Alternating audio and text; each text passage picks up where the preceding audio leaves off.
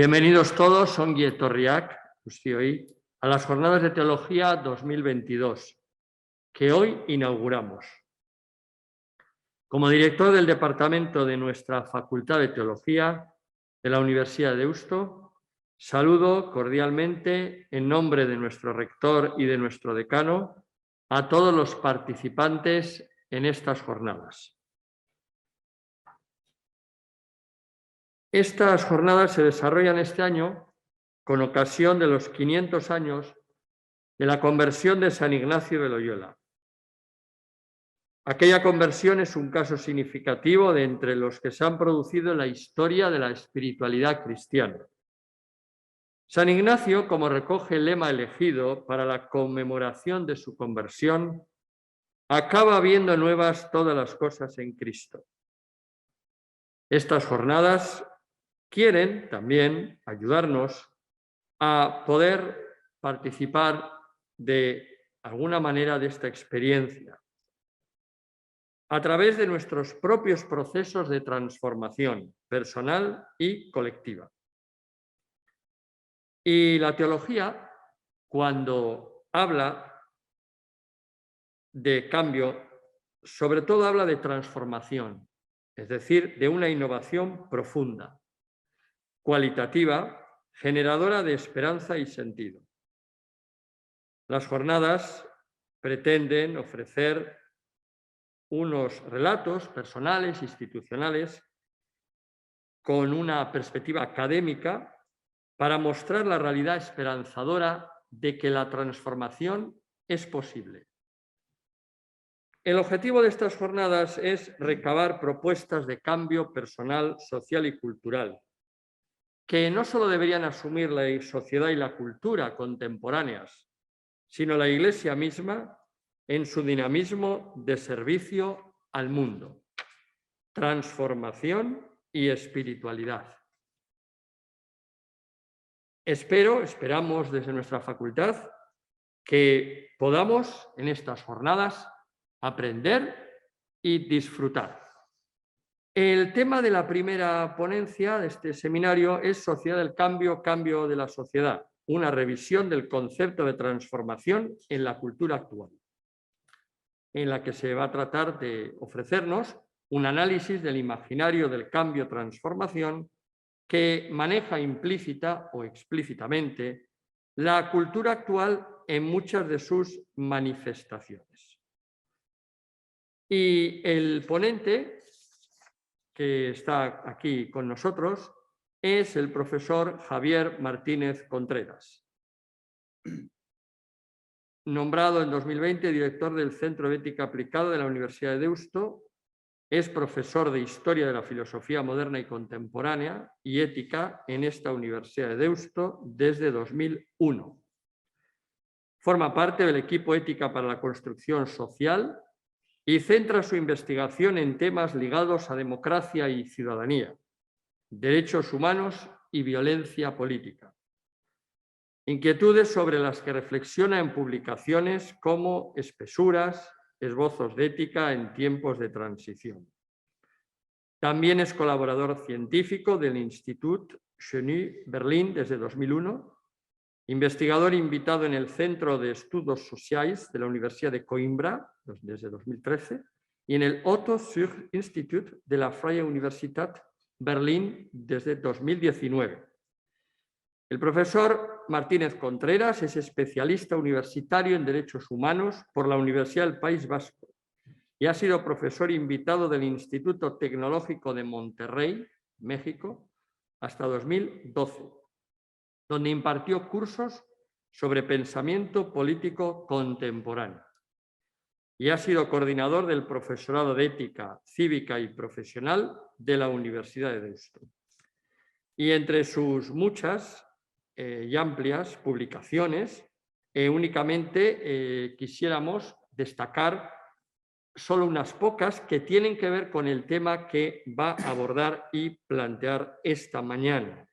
Destacamos especialmente entre sus publicaciones los siguientes títulos: Crisis de la democracia, Lo posible Ernest Bloch y Gabriel Celaya en Situarte, de la indignación a la regeneración democrática, estamos llegando a ser dignidad, naturaleza humana y derecho natural en Ernest Bloch, autor que conoce muy bien, pues es especialista en él desde su tesis doctoral. Ensayo sobre el sentido ético de la existencia, la crisis económica mundial y sus consecuencias políticas, modelos de construcción social en pugna. Le agradecemos en nombre de la facultad su pronta disponibilidad para tener esta ponencia al profesor Javier Martínez Contreras, así como su cercanía siempre afectiva y efectiva con nuestra Facultad de Teología. Tiene la palabra el profesor Javier Martínez Contreras. Muchísimas gracias, Vicente. Muchísimas gracias por esta invitación a inaugurar nada más y nada menos que las jornadas de la Facultad de Teología. Menuda responsabilidad. Y un cordial saludo a todos los que estáis al otro lado de la cámara. Es una lástima que tenga que ser así, pero también por lo menos hace posible que podamos tener este rato y compartir estas ideas. Bueno, yo lo que pretendo es ofrecer una serie de consideraciones en torno al tema que se me ha propuesto. Ayer, cuando repasaba el texto que os he enviado, todavía un texto muy provisional, muy en elaboración, pensaba que quizás más que un desarrollo lineal voy a ir ofreciendo distintas aproximaciones en torno a una cuestión, a un núcleo de temas que me parecen centrales a propósito de esta maraña, considero que es así, de una sociedad que se presenta a sí misma como una sociedad de la transformación y del cambio, ¿no? Cuando empecé a preparar esto, no sabía si darle una vuelta a la cuestión de la metanoia, ese concepto tan teológico, o dije, bueno, vamos a empezar por el diccionario, a ver qué nos encontramos. Y ahí nos encontramos con un par de acepciones, tanto el término transformación como el término cambio, que van desde lo más cosmético y superficial, hacer cambiar la forma a alguien o a algo, hacer mudar el porte, a otras cosas que son mucho más serias, transmutar una cosa en otra, o hacer que alguien cambie sus costumbres. Esta me interesa especialmente, ¿no? Lo del cambio todavía es un poco más indefinido. Dejar una cosa o situación para tomar otra. Convertir o mudar algo en otra cosa, frecuentemente en su contrario. Mudar o alterar la condición o apariencia física o moral de una persona. Claro, cambiar la condición moral de una persona tiene muy poco que ver con cambiar la apariencia física. La apariencia física la cambiamos en 15 minutos, dando un paseo por la Gran Vía y ya está. Entras en alguna tienda y... Claro, lo de la condición moral, eso ya. Y modificar la apariencia o la condición o el comportamiento. Bueno, yo creo que nos interesa despejar cuanto antes la visión más superficial, la más gatopardiana, esa en la que todo cambia, pero en realidad no cambia nada. De eso yo creo que no merece la pena perder el tiempo. Entre otras cosas, y aquí empiezo a citar a Bloch, él decía que es una fórmula de toda vileza tomar las cosas como son para dejarlas como están. Precisamente porque era enormemente consciente de que un análisis un poquito detenido de cualquier realidad arroja un saldo de sufrimiento que no debe ser obviado en ningún caso y hay que tomarlo en cuenta, ¿no? Y bueno, por aquí irían un poco los tiros, ¿no? Nos interesa, si lo queréis en unos términos un poco más teológicos y que os suenan más cercanos, ¿no? Aquello de que lo que abunda el corazón habla la boca, de eso vamos a hablar. De ese lugar en el que buscamos que la expresión que hacemos de las cosas, es decir, la forma en que decimos, es la expresión más adecuada posible al contenido que se quiere transmitir, ¿no? Porque entiendo que cambiar y transformar significa poner del revés como ponemos del revés un jersey o una prenda de ropa para enseñar las costuras, se trata de poner del revés un orden social. Y no por el mero hecho de darle la vuelta o por hacer un ejercicio de funambulismo intelectual, sino precisamente para ver qué es lo que en ese orden social no está funcionando, para saber por qué no funciona y también para ver de qué manera podríamos hacer las cosas para que ese orden social funcione, pues no sé si como debería, porque a lo mejor esto es mucho pretender, pero al menos sí mejor de lo que lo hace, ¿no? Creo que es importante entonces entender, y este es un acento que voy a mantener durante toda mi intervención, no me preocupa tanto la cuestión de las transformaciones individuales, personales, cuanto las condiciones sociales que permiten o no esas transformaciones. Entiendo que cuando se pone el acento de forma excesiva en las transformaciones individuales y se hace desaparecer el horizonte de lo político, se hace una operación, a mi juicio, muy problemática porque pone todo el peso, toda la carga de la prueba en los individuos, olvida las condiciones que hacen posible la vida de los individuos y además aquel que asume el reto y siendo muy de Bilbao, pues va y cambia y se transforma, pues resulta que se convierte o en un francotirador o en un mártir o en un lobo solitario. Y claro, las transformaciones que nos interesan, entiendo yo, que tienen sobre todo que ceñirse a las condiciones de posibilidad de los proyectos vitales. Y esas son condiciones sociales. Lo explicaré con más calma, espero, a lo largo de la ponencia. Bueno, obviamente es imposible, yo no soy capaz de hacerlo, hacer una fotografía detallada, cabal, de la sociedad y del mundo en el que vivimos. Bueno, no sé si tiene excesivo interés, ¿no? Yo no me da por el hiperrealismo tampoco en la pintura. Voy a tratar de hacer una cosa un poquito más impresionista, ofreciendo algunos rasgos de este tiempo que a mi juicio son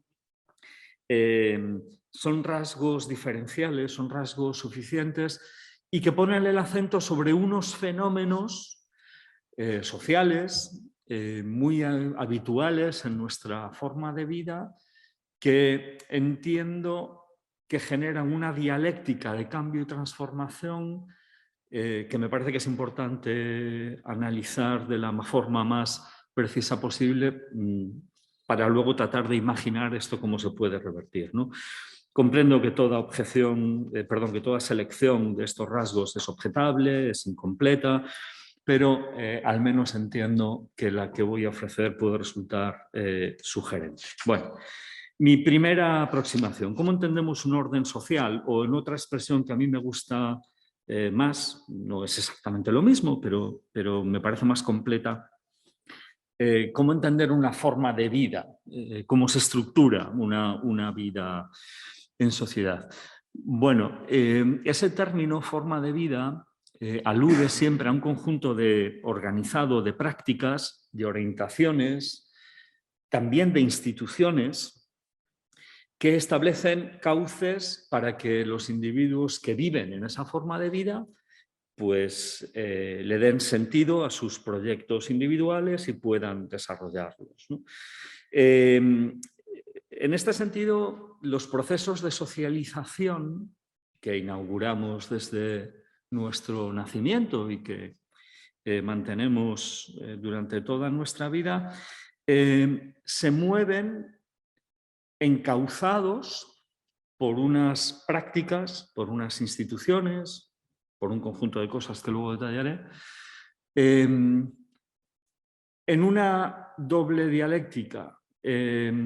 Por un lado, toda sociedad quiere perpetuarse en el tiempo y por lo tanto hay un afán de reproducción social, Pero como las sociedades están vivas y los individuos estamos vivos y hay cosas que nos interesan y otras no, algunas las asumimos, otras las criticamos, otras las padecemos y otras las queremos cambiar, pues establecemos una dialéctica de cambio. Con lo cual, es verdad que algo permanece, que algo continúa, que heredamos una forma de vida, pero también es verdad, Hannah Arendt en esto insistía mucho en el fenómeno de la natalidad, que desde el momento en que irrumpimos en ella con absoluta novedad. Las cosas que yo hago, las que digo, las que pienso, las que planteo, hasta los enfrentamientos y los conflictos que puedo tener, o los amores, las filias y las fobias que puedo desarrollar, son mías.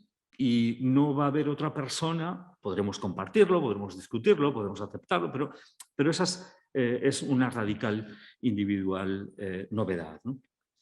Bueno, este conjunto de prácticas, ¿cómo se organiza? Me vais a permitir que utilice una metáfora que aprendí de Juan Rof Carballo y que quienes alguna vez hayáis visto a una tejedora tejer en un telar vais a entender. Es la metáfora entre la distinción entre la urdimbre y la trama, ¿no? Toda forma de vida que se desarrolla de formas muy diferentes, con instituciones muy diferentes, con valoraciones, con proyectos vitales, con horizontes de plenitud muy diferentes. Sin embargo, en todas hay como tres grandes elementos que serían la urdimbre básica sobre la que se conforman esas formas de vida, ¿no? Un primer elemento muy importante es todo lo que configura eso que llamaríamos el pensamiento simbólico, ideas, creencias, conocimiento, valores. Ese, digamos, es la parte más discursiva que orienta, informa, explica las otras dos, y que las tres que voy a plantear están en íntima conexión, no discurren en paralelo como los hilos de una urdimbre, sino que cualquier cosa que le pase a una le pasa a las otras dos, lo que pasa es que en un tiempo diferente. Lo explicaré enseguida. El segundo gran elemento es lo que llamamos el mundo de las relaciones sociales. Ahí hay que distinguir dos tipos de relaciones muy importantes. Un tipo de relación es lo que llamaríamos las relaciones personales, desde las cuestiones de parentesco a las relaciones de amistad o simplemente la mera cortesía social que hace posible una coexistencia, aunque sea distante, pero ya está, ¿no? Pero también tenemos que meter ahí todo ese mundo de relaciones sociales institucionalizadas, desde las que regulan los ejercicios de poder a las que regulan los cauces de actividad y que representan alguna forma de contribución social. Y finalmente el tercer grupo, muy importante, porque las otras dos no se sostienen en el aire, es todo ese mundo de la gestión de los recursos. En fin, por mucho que se empeñe Facebook y sus avatares metaversicos, seguimos teniendo cuerpo, los ordenadores no se comen y necesitamos sostenernos básicamente en la existencia. Eso requiere gestionar recursos, requiere un desarrollo tecnológico, requiere un determinado trato con la naturaleza. Claro, si echamos un vistazo a los procesos de globalización que hemos venido o que han venido desarrollándose desde la caída del muro de Berlín en 1989, vistos así con un poco de perspectiva y con un zoom lejano, resulta que lo que hemos hecho ha sido introducir toda una serie de novedades facilitadas por los desarrollos tecnológicos, básicamente en este último grupo de formas de organizar la vida social. Es decir, hemos generado cauces económicos, hemos generado deslocalizaciones y capacidad para gestionar recursos en todo el planeta de una manera, hay que decir, yo creo que sobre esto no habrá demasiada discusión, bastante depredadora, como si no se acabasen nunca. Y hemos generado todo eso con una enorme velocidad, porque ya no había oposición. Y nadie se preocupó de pensar qué pasaba con las relaciones sociales y qué pasaba con el mundo simbólico. Ya se ajustarán.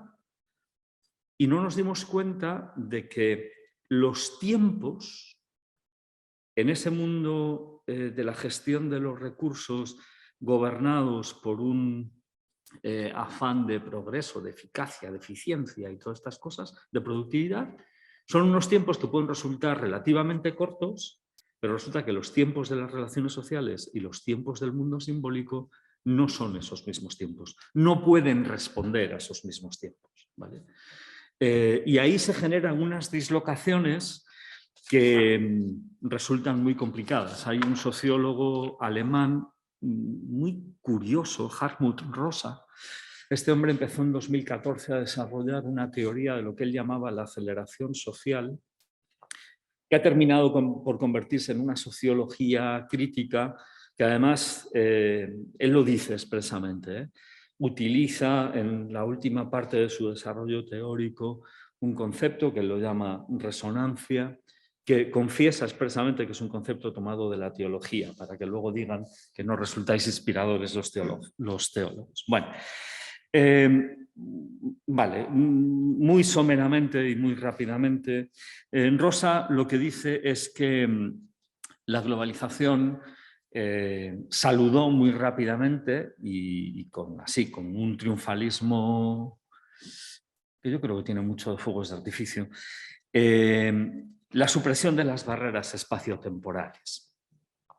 Ese mundo virtual genera dos efectos, lo voy a decir muy rápido. Dos efectos muy importantes. Un efecto es la desaparición del cuerpo. En este momento, excepto para mis compañeros de mesa, yo soy un busto parlante en una pantalla, no soy un cuerpo, soy, no sé. Pero es que además el tiempo deja de tener sentido porque no hay pasado, presente y futuro, hay simultaneidad. Todo sucede de manera inmediata y simultánea, simplemente al alcance de un interruptor. Vale. Y además, este mundo virtual se ha convertido en ubicuo y presente. Yo no sé si leísteis, pero a principios del mes de enero, en torno al día 5, vaya regalito de Reyes, se publicó una entrevista en El País a dos ingenieros españoles que están trabajando en Estados Unidos.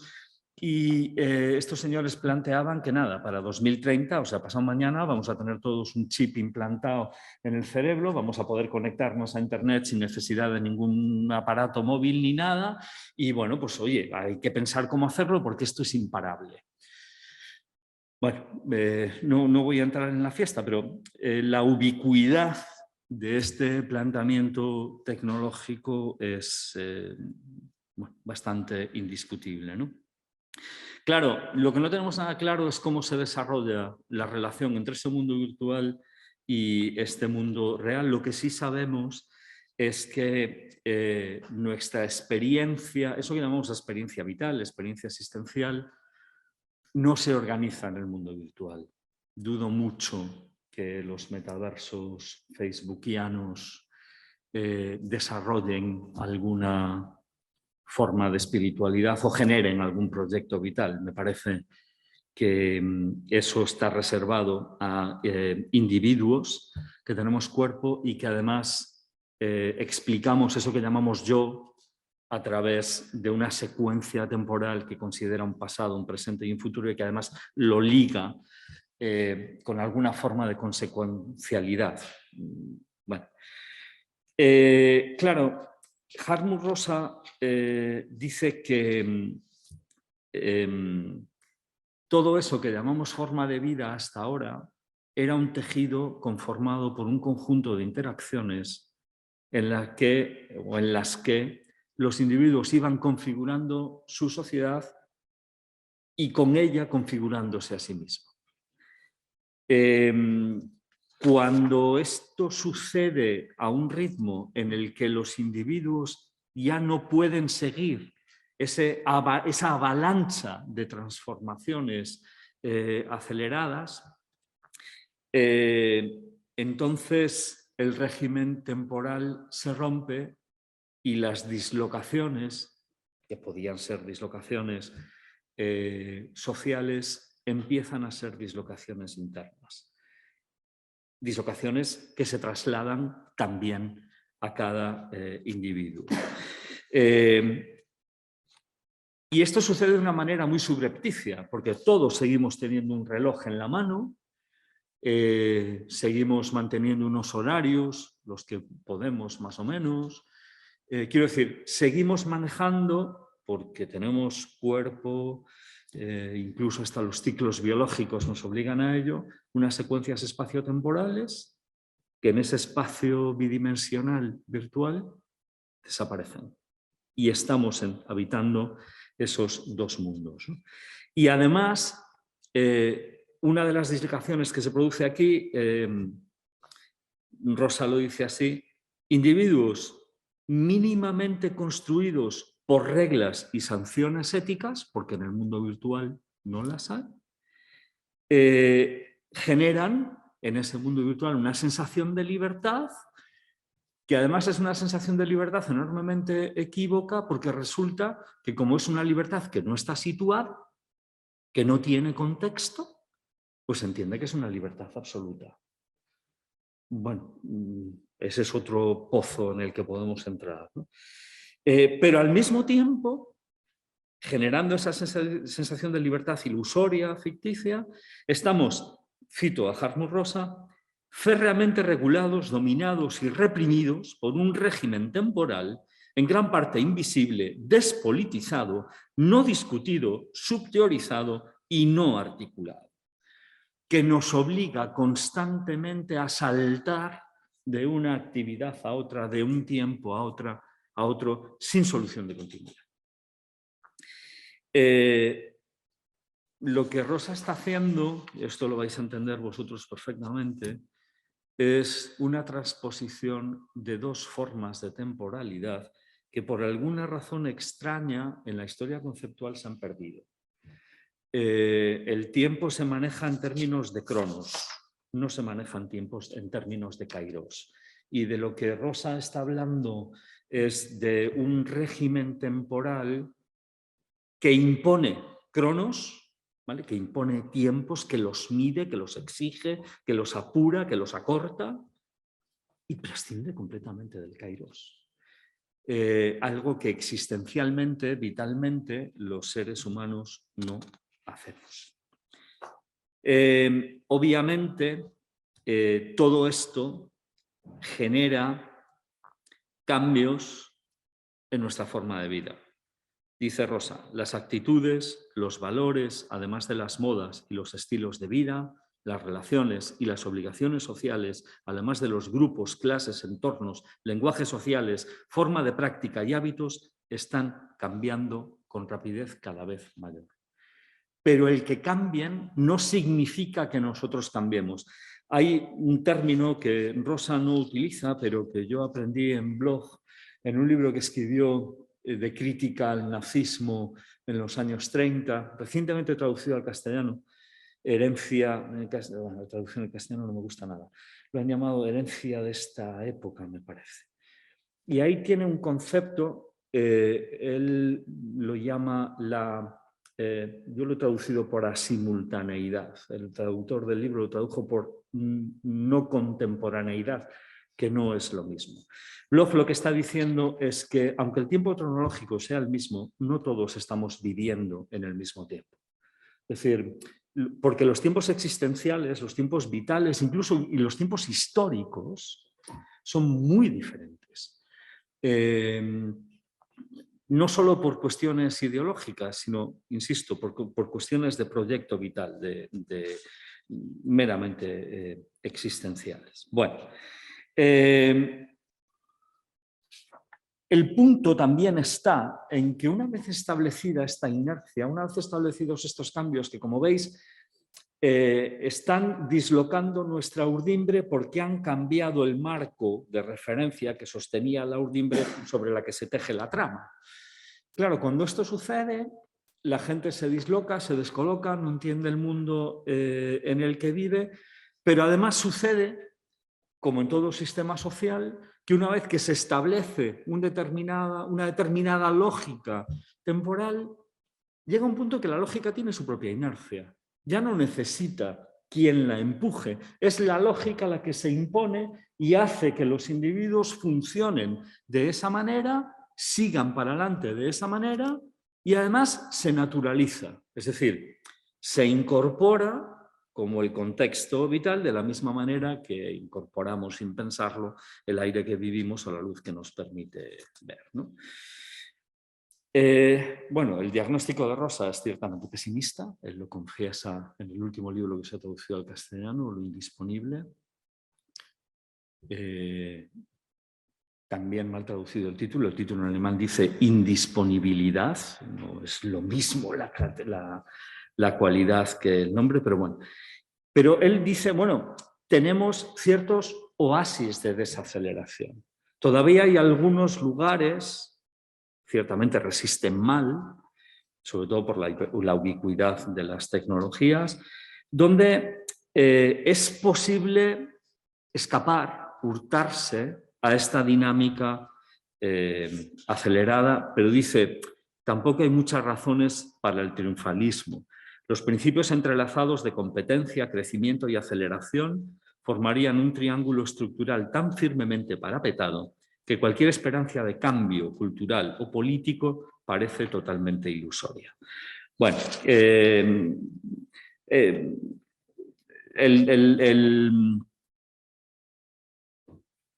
diagnóstico no es tan, si me permitís, apocalíptico. Él mismo plantea posibilidades de cambio y transformación.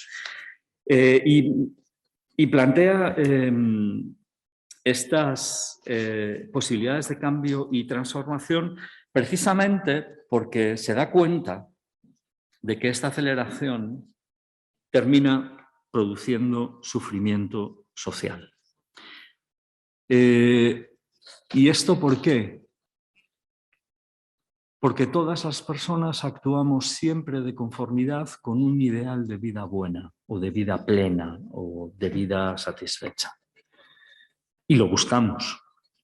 Claro, cuando la búsqueda de esa vida buena en estos procesos de aceleración, donde lo que sucede es que no tenemos tiempo para pensar, no hay tiempo para otra cosa que no sea hacer aquello que tenemos que hacer, que es ir saltando de una cosa a otra, de una vida laboral que es ubicua, de una vida familiar que va perdiendo espacios, no hay tiempo. Cuando esto sucede, pasan una serie de cosas, tanto a nivel social como individual, muy terribles, ¿no? No tenemos tiempo para la deliberación, es decir, para sopesar. No hay tiempo para construir argumentaciones.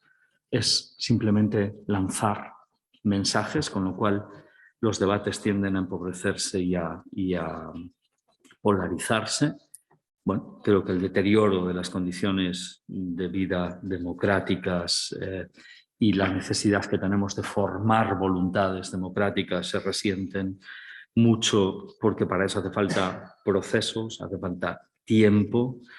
En lo que se refiere a una noción tan importante para las sociedades como la justicia, pues tenemos un problema muy parecido, ¿no? Los sistemas de distribución cambian y se modifican a velocidades asombrosas, básicamente porque los cambios jurídicos es verdad que son más lentos, pero tratan de seguirle el ritmo a los cambios y los desarrollos tecnológicos y no hay mucho tiempo para analizar los pros y los contras de determinados cambios. Digamos que hay intereses suficientemente fuertes como para dirigirlos en una determinada dirección. Claro, queda también muy en entredicho cualquier forma de relación social basada en el reconocimiento. Un reconocimiento que está ligado al desempeño, al logro, pero el logro siempre está mañana. Lo que hicimos ayer, lo que está por detrás, desaparece engullido por una presencialidad que siempre está abierta a un mañana y entonces esto nos convierte en estas cosas que se dicen, ¿no? Emprendedores de nosotros mismos y la creatividad. Bueno, Yo voy a recuperar aquí, en este punto, a alguno de mis autores, así, no sé si fetiche, pero me refiero a Walter Benjamin. Walter Benjamin, a quien citaré también un poco más adelante, utilizó dos conceptos que me parecen muy interesantes: el concepto de vivencia y el concepto de experiencia. Y lo explicaba muy bien, decía, bueno, vivencias tenemos todos y tenemos muchos, pero la acumulación de las vivencias no genera experiencia, ¿no?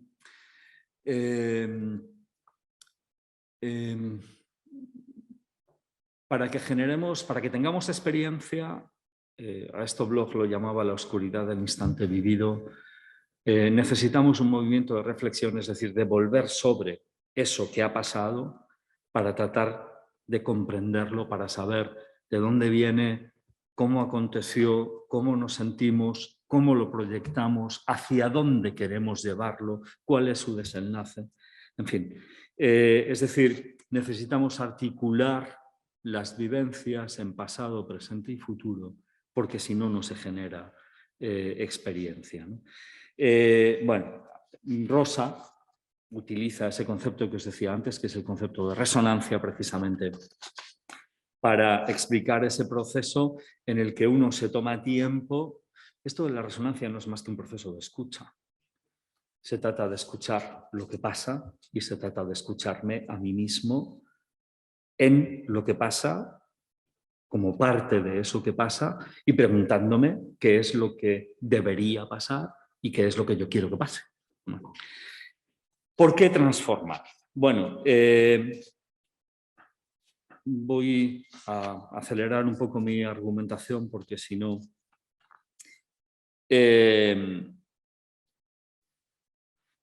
Las formas de vida he pretendido presentarlas como condicionantes, es decir, condiciones de posibilidad, y toda condición de posibilidad abre un rango posible de vivencia y de experiencia al tiempo que lo limita.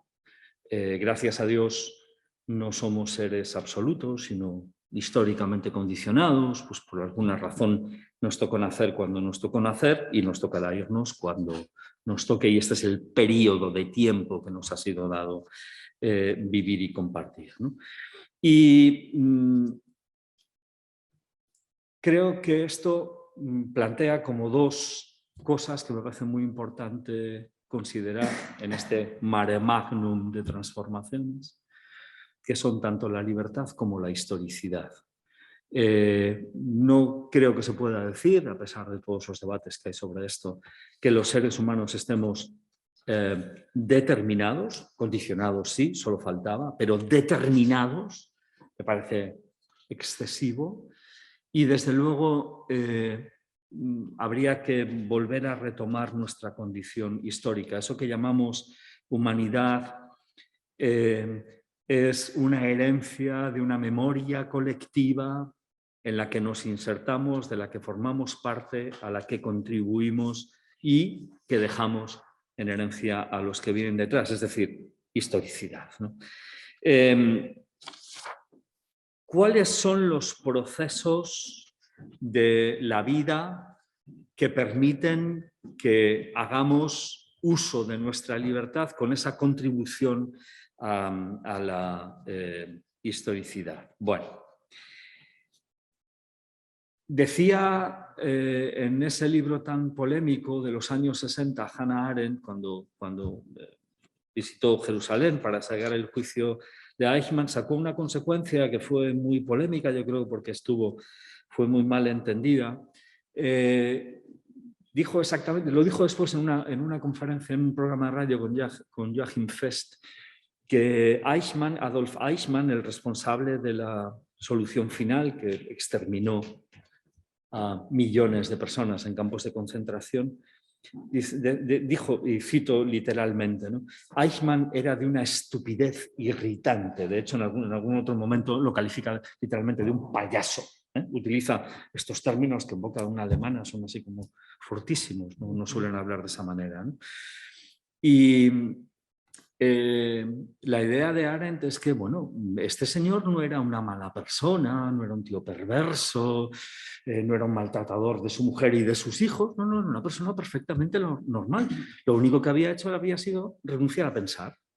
Yo cumplo órdenes a mí, o sea, si yo he hecho lo que me decían que tenía que hacer, ¿no? Y como el que obedece no se equivoca, pues tira. Claro. Si complementamos este pensamiento con el de Adorno y Horkheimer en Dialéctica de la Ilustración, que vienen a mostrar que esos horrores no se han producido solo por irreflexividad, más bien todo lo contrario, son el desarrollo, o mejor dicho, el resultado, perdón, de una racionalidad aplicada con un rigor y una lógica impecables. Dices, caramba, si no pensamos, mal, porque se impone una racionalidad que nos lleva a un lugar en el que yo creo que se puede decir que no queremos estar. Y eso es una patología. Una patología que tiene que ver con el modo en el que se organiza toda una forma de vida, cómo genera una lógica de cómo guiar los proyectos vitales y sobre todo plantea una finalidad, ¿no? Plantea un horizonte de vida plena, en este caso muy totalitario, pero era el que se plantea. Vale. Las patologías generan sufrimiento. Sufrimiento en personas que no han hecho nada para merecerlo. Claro, yo siempre me pregunto, bueno, pero es que ¿alguien ha podido hacer algo alguna vez suficientemente, no sé, terrible como para merecer alguna forma de sufrimiento? Quiero decir, a mí esta es una idea, yo no he resuelto esa pregunta, ¿no? Pero lo que caracteriza a la víctima es padecer un sufrimiento de manera inocente, es decir, yo no he hecho nada para merecer esto, ¿vale? Es un poco la idea de Hobbes, ¿no? Y lo que es interesante de la perspectiva de la víctima es que solo cuando miramos desde ese sufrimiento y desde esa víctima aparecen cosas que la realidad de otra manera por sí no muestra, ¿no? En el texto os cito la escena inicial de ese documental terrible, Shoah, de Claude Lanzmann, que empieza con un paisano en una barca dando un paseo por un río precioso y cantando una canción hasta que llega a un sitio, se baja de la barca, y entonces ves una pradera enorme con unos rectángulos de piedra en el suelo y el hombre se para, se quita su gorra y dice, sí, fue aquí. Y digo, ¿y fue aquí? ¿Qué es lo que fue aquí? Es un campo de exterminio, Chemlo, en el Báltico, donde murieron miles de personas, ¿no? ¿Quién puede decir eso? Pues el testigo, el que ha padecido y el que puede levantar la mano. Benjamin decía que la única manera de ser fiel a la historia no es considerarla como un relato de continuidad que va de un menos a más en términos de progreso, sino fijarse en dos cosas: en los interruptores de la historia, es decir, quienes rompen el relato, y rescatar todo ese sufrimiento que está esperando alguna forma de redención o de reparación, ¿no? Bueno, y desgraciadamente nuestra forma de vida, que progresa hacia un futuro prometedor, espero que se note la ironía, borra sus huellas. No deja trazo, esta es una denuncia hecha por Walter Benjamin, pero también por Bloch y por toda esa primera generación de la Escuela de Frankfurt, no quiere dejar huellas del sufrimiento que ha generado, de la factura que se ha pagado por ese supuesto progreso, ¿no?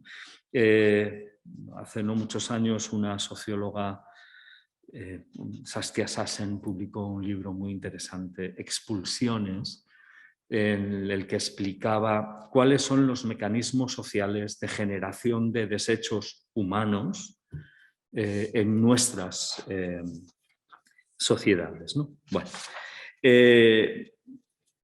dos preguntas y termino con esto. ¿Es posible modificar una lógica social como la que hemos descrito? Es decir, en términos de Pierre Bourdieu, de este sociólogo francés, ¿es posible modificar un hábitus social? Bueno,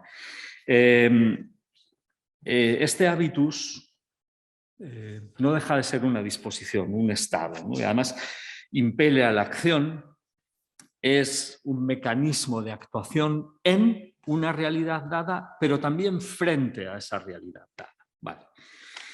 ¿Cómo se puede cambiar esto? Bueno, en primer lugar, y aquí voy a hacer un resumen muy rápido de un par de tesis blogianas.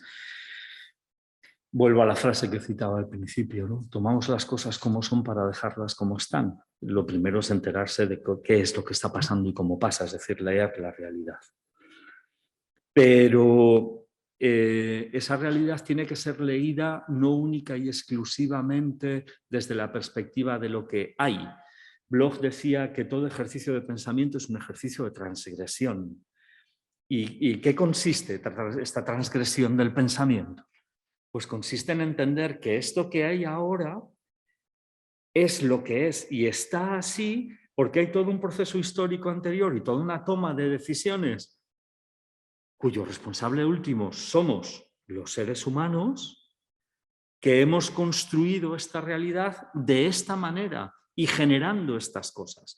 No digo que por perversión, o sea, no, en fin, es difícil pensar, si me permitís la broma, en Ronald Reagan, que siempre lo vimos como el bueno de las películas de indios y vaqueros, ¿no? Como un tipo perverso que quiera estropearle la vida al resto de los seres del planeta. Pues hombre, si era el salvador de la cosa, ¿no? No, pero claro, cuando se imaginan determinados proyectos y no se piensan suficientemente, sobre todo en sus perímetros, en sus consecuencias, en el tipo de realidad que se va a generar cuando no se aplica el principio de precaución y se olvida el principio de responsabilidad, pues la cosa se pone realmente terrible. Entonces, la primera cuestión es esa. Pero hay otra cuestión muy ligada a cómo leer la realidad, que es pensar, ¿vale? ¿Y hacia dónde? Es decir, abrir este momento hacia un futuro que tendría que ser ¿cómo? Obviamente, ahí hay que huir, entiendo yo, de los discursos trillados, manoseados, o incluso de las respuestas mainstream a las que se acude, ¿no? Como una especie de mantras que cuando se altera un poquito la cosa, ¡pum!, me agarro al mantra y ya está. Entonces ya me quedo como muy tranquilo porque sé qué es lo que va a pasar, ¿no? El presente es muy frágil y el futuro todavía más porque todavía no es. Quiero hacer hincapié en esa afirmación que os sonará muy cercana, ¿no? Todavía no es, pero está llamado a ser. Y tiene que ser ¿cómo? Producir una transformación requiere tiempo, requiere paciencia y requiere proceso. Cuando el discurso de los derechos humanos termina cuajando en la Declaración Universal de 1948, hay un libro precioso de una británica, Lynn Hunt, que se titula La invención de los derechos humanos. Y esa mujer lo que hace es explicar cómo desde el siglo XVIII, sobre todo a través de la literatura, hay un desarrollo de sensibilidad en Europa que empieza por una cosa que es muy simple, a pesar de las barbaridades de la época del terror de la Revolución Francesa. Ella habla mucho de la nueva Eloísa de Rousseau y tiene un efecto inmediato, y es que la gente deja de poder tolerar como un espectáculo público las ejecuciones. Sencillamente porque se dan cuenta de que la víctima, es decir, el reo, el ajusticiado, está sufriendo. Y ya no entienden que eso es un espectáculo, o sea, ya no hay un discurso justificador de ese sufrimiento. Entonces, a partir de ahí, vale, hay un proceso social. Fijaos, estamos hablando de finales del siglo XVIII y cuaja en 1948, caramba. Es un periodo largo, pero es que las transformaciones sociales funcionan con ese tipo de tiempos, porque cambiar un imaginario social no es tan sencillo. A lo mejor utilizando las nuevas tecnologías hoy puede serlo, pero yo no lo tengo muy claro, ¿no? Cuando hablamos de derechos humanos, hablamos de un proceso más o menos que tiene estas etapas, ¿no? Localización de un sufrimiento injusto, quienes lo padecen se organizan y dicen, oiga, que me están ustedes metiendo el dedo en el ojo, que esto no, que estoy sufriendo, que esto es una condición que no tiene que ver ni con su acción individual, sino que esto es una estructura social. Que esa gente se organiza y normalmente empieza a hacer crecer ese discurso y hacer que se extienda. Y cuando ha calado suficientemente y está suficientemente extendido, viene el momento de la institucionalización. Es decir, del reconocimiento colectivo de que, ay, no, espere, no sé, necesitamos un subsidio de desempleo, una RGI o no sé qué, porque hay unos daños que estamos causando que no deberíamos causar. Entonces, ahora le ponemos un paliativo, pero luego generamos o un derecho a la vivienda, un derecho a la organización sindical, un derecho a no ser torturado ni juzgado, en fin, todas estas cosas, ¿no? Las transformaciones se orientan hacia la idea de lo mejor. Claro, lo mejor siempre es una perspectiva histórica. Probablemente lo mejor para un señor del siglo XVI es muy difícilmente equiparable a lo que nosotros entenderíamos por lo mejor. Pero sí tienen estas propuestas de lo mejor dos consideraciones muy importantes, ¿no? La primera es que ninguna transformación planificante, es decir, ninguna propuesta de lo mejor, puede ser impuesta. Cada vez que ha habido un proceso histórico en el que algún iluminado ha entendido que esto es lo mejor y ha pretendido imponerlo, ha generado una catástrofe. Sin embargo, cada vez que alguien ha entendido qué es lo mejor y ha generado una corriente social de pensamiento, de cercanía, ha terminado generando eso que algunos compañeros míos en el Centro de Ética Aplicada llaman palancas de transformación social. Y hay que tener mucho cuidado porque, bueno, me permito un latinajo, ¿no? Corruptio optimi pessima. Hay cosas que son muy delicadas, con las que no se puede jugar, a las que no se puede manosear y que de ninguna manera se pueden imponer. Cuando esto se hace, se corrompe lo óptimo. Y el resultado, necesariamente, al menos hasta la fecha, es pésimo. Quiero terminar, no me resisto a hacerlo, con una cita de una escritora nicaragüense. Yo leí esta novela, Dios mío, hace demasiados años ya. Esta escritora nicaragüense, Yoconda Belli, participó en el primer gobierno sandinista, fue de las ganadoras de la revolución después de Somoza, trabajó muy cerca de Ernesto Cardenal en proyectos educativos en Nicaragua y se llevó un palo descomunal cuando el sandinismo perdió las elecciones con Violeta Chamorro.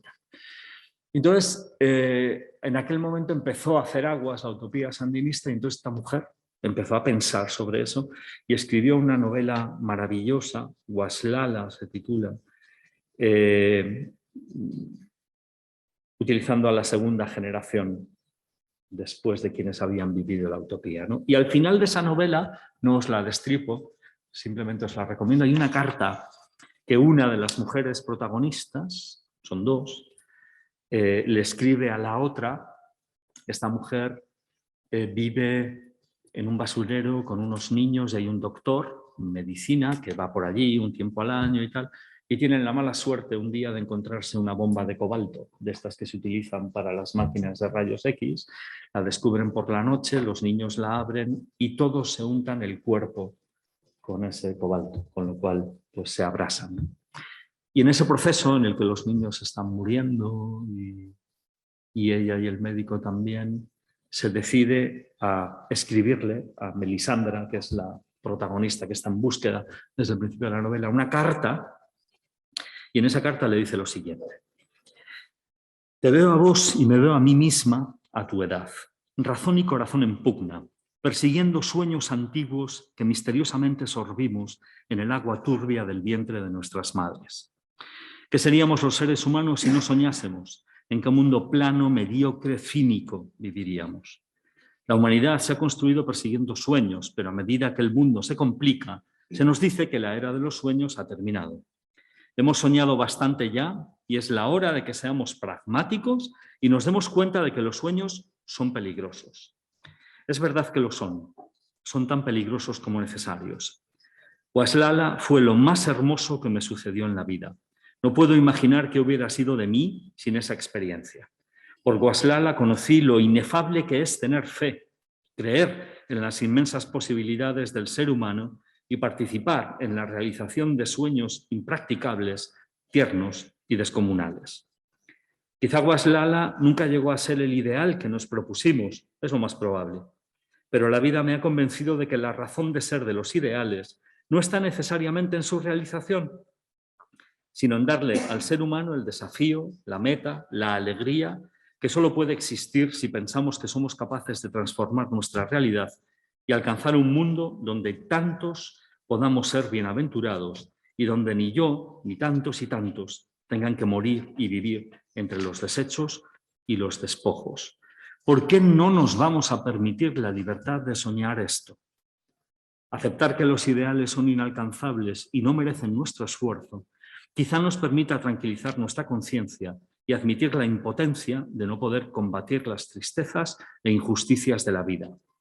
Pero esto nos conduciría también a negar nuestra responsabilidad y a resignarnos a no poseer nunca la euforia de haber creído en nuestras aspiraciones más profundas y haberlas realizado por muy efímero, limitado y falible que el esfuerzo haya sido. Más que nunca estoy convencida de que en la capacidad de imaginar lo imposible estriba la grandeza, la única salvación de nuestra especie.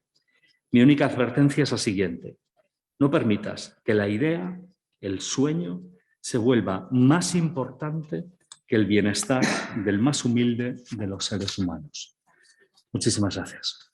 Muchas gracias, Javier, por esta interesante y densa ponencia. Gracias por este oasis de desaceleración. Y ahora vamos a continuar con el diálogo entre el ponente y los dos ponentes profesores que llamamos replicantes, es decir, que van a interpelar en diálogo a partir de la ponencia y las aportaciones del profesor Javier Martínez Contreras. En primer lugar, va a intervenir el profesor Jonathan Caro Rey, a quien agradecemos también su participación en estas jornadas, profesor de Ética y Filosofía en esta Universidad de Deusto, coordinador de Deusto Campus Cultura, área para la promoción de la educación y la creatividad artística. Su investigación y publicaciones giran en torno a la comprensión de las identidades en las sociedades globalizadas y posmodernas. Entre sus numerosas publicaciones únicamente destacamos aquellas más directamente relacionadas con la temática de este seminario. Entre otras podríamos destacar Lógica simbólica, lógica diabólica, la razón fronteriza como respuesta a la posmodernidad. Para desechar nuestras raíces, tragedia y modernidad en la filosofía política de Pachi Lanceros. La metafilosofía de Eugenio Trías, autor que conoce muy bien como experto que es en él desde su tesis doctoral sobre la obra de Eugenio Trías. La democracia cansada, globalización, posmodernidad y multiculturalismo. El debate como una buena práctica de metodología activa alineada con la pedagogía ignaciana. Tiene la palabra el profesor Jonathan Caro. Muchas gracias, Vicente.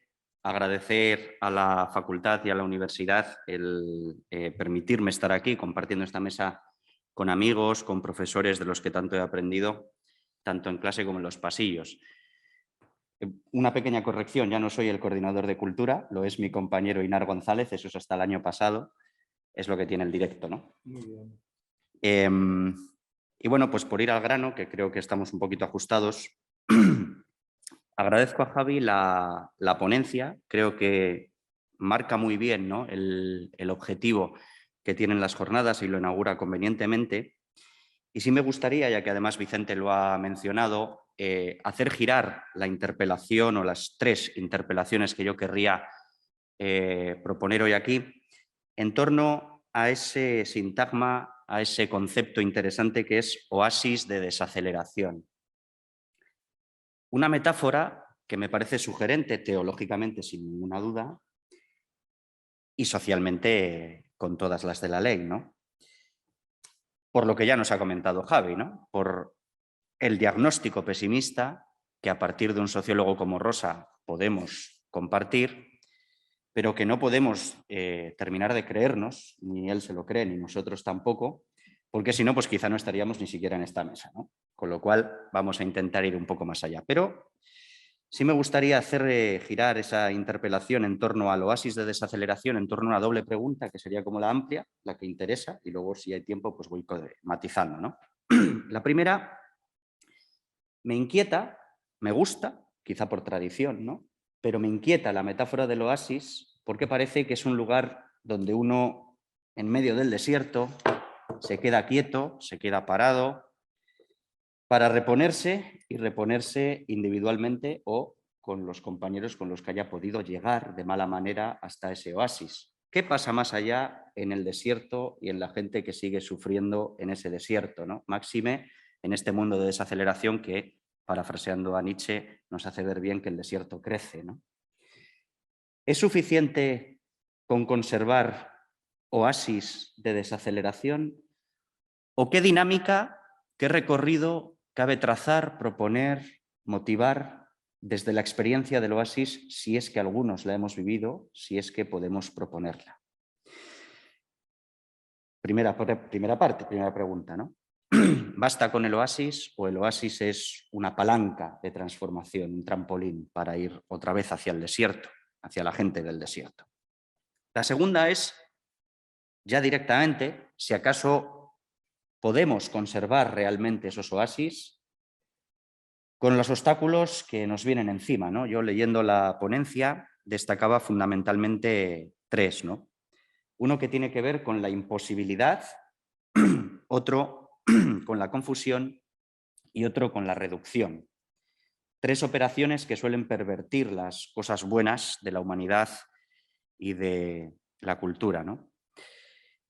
Creo que estos 3 obstáculos tienen que ver con la forma en que vivimos la dialéctica entre negatividad y positividad. Javi nos decía ahora, ¿no?, esa lógica perversa que busca borrar las huellas, esos restos que Benjamin trata de coleccionar, no solo acumulativamente, sino efectivamente desde la experiencia, ¿no?, desde un relato que haga ver que efectivamente siempre el éxito y el logro ha pagado hasta ahora, y no tendría por qué ser así, pero hasta ahora parece que ha pagado ese precio de los despojos que además tratamos de olvidar, ¿no? Para eso se requiere tiempo y se requiere espacio, espacio de reflexión y espacio de experimentación, más allá de la pura vivencia. El primer problema es si acaso esa aceleración no imposibilita ya el espacio-tiempo, digamos, por poner una palabra afín, contemplativo, ¿no? Y si esa imposibilitación del espacio-tiempo contemplativo no tiene mucho que ver con la obsesión por la innovación permanente, ¿no? Por eso que tú también aludías, ¿no?, ese emprendizaje personal mal entendido, ¿no? Lo segundo tendría que ver con la confusión, has aludido al término indisponibilidad, ¿no?, de Rosa. Está poco presente en el texto, creo que sí se nota y de hecho en alguna nota a pie de página aparece, ¿no?, pero sí me parecería que sería bueno volver sobre él en torno al concepto de resonancia, ¿no? Confundir lo indisponible o la indisponibilidad con lo extraordinario, con la lógica de lo imponente, de lo llamativo, de lo brillante, ¿no? Luego, si da tiempo, vuelvo un poquito sobre eso.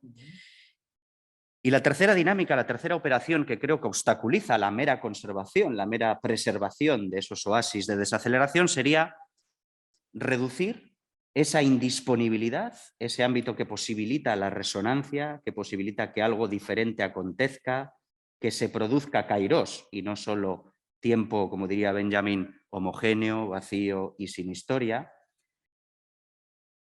Reducir esa indisponibilidad a lo disponible para la individualidad. Voy brevemente en cada una de las partes. A la tercera me gustaría llegar. Si ves que voy mal de tiempo, me pinchas. La primera sería esa tendencia acelerada hacia la innovación constante. La modernidad, nos decía Bátigo, ¿no? Es ese momento en el que la novedad se convierte en un valor. El hecho de ser nuevo, solo por ser nuevo, ya es más valioso que todo lo pretérito, ¿no? Pues eso, Benjamin ya aterrado con solo esta frase, ¿no? Claro, aquí recuerdo dos autores, ¿no? Pachi Lanceros, en La modernidad cansada, habla sobre cómo en este momento de modernidad tardía o posmodernidad parece que se ha apagado la llama del entusiasmo, ¿no? De esa ilustración que a voz alzada, ¿no? Hablaba de razón, progreso, revolución. Modernidad cansada, yo creo que una metáfora adecuada, porque cansada significa harta de tanta promesa frustrada y no cumplida, y agotada de tanto esfuerzo en vano, ¿no? Claro, ¿cómo seguir manteniendo un oasis en esas condiciones? Me parece importante.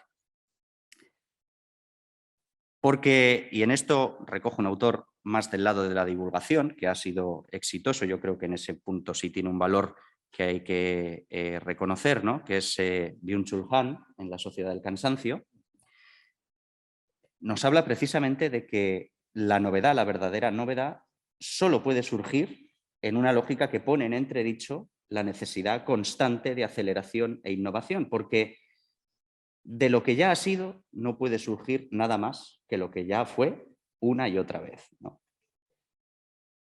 Bueno, parece que no tenemos tiempo para aburrirnos, para contemplar, para hacer cosas que no tengan una utilidad inmediata. Y desde ahí, cualquier innovación y cualquier emprendimiento probablemente pervierte su verdadero significado. Realmente, quizá, como dice tu propio texto, ¿no?